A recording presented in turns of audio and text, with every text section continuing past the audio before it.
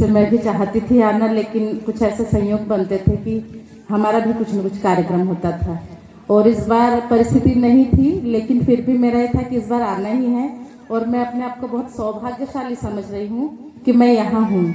उसके पीछे 2-3 रीज़न हैं। सबसे पहली बात तो ये कि मैं जब अध्ययन करने की थी तब से मैं बोडरा परिवार से और तो जुड़ी ही हूँ और मैं कहीं शिविर भी लेती हूँ तो मैं ओमन भैया इन लोगों का जरूर उदाहरण देती हूँ कि यदि मतलब समझने में डिग्रियां बाधा नहीं है, मतलब कोई भी व्यक्ति समझ सकता है और इन्होंने साबित कर दिया। तो पहली बात तो ये सबसे पहले परम श्रद्धेय बाबा जी के प्रति कृतज्ञता कि उन्होंने दर्शन हमको दिया, मध्यस्थ दर्शन सहस्तित्ववाद। और उसके बाद अम्बा दीदी जी, पूरा परिवार, पूरा जीवन विद्या परिवार, जिन्होंने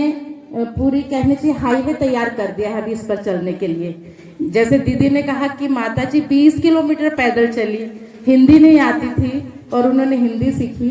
तो अभी मैं 31 तारीख को ही है अहमदाबाद से आई हूँ पीएचडी का कोर्स वर्क का पेपर देके, और मध्यस्थ दर्शन के प्रति मेरा और ज़्यादा उसके एक स्वीकृति और एक जो प्राण लगाने वाली बात है वो बढ़ी। उसका कारण ये था कि मुझे जो टॉपिक मिला, एक तो टॉपिक मैं अपने पसंद का ही चुनी हूँ जो यहाँ मैं देख रही हूँ, मध्यस्थ दर्शन द्वारा प्रतिपादित परिवार मूलक ग्राम स्वराज व्यवस्था, इसी के ऊपर मैं कर रही हूँ जो 5 आयाम है। तो ये पीएचडी का मेरा टॉपिक और मुझे अवसर मिला एलजे यूनिवर्सिटी में, और वहाँ जो पेपर हमारे हुए उसमें यही था कि आदर्शवाद, भौतिकवाद और मध्यस्थ दर्शन तीनों में क्या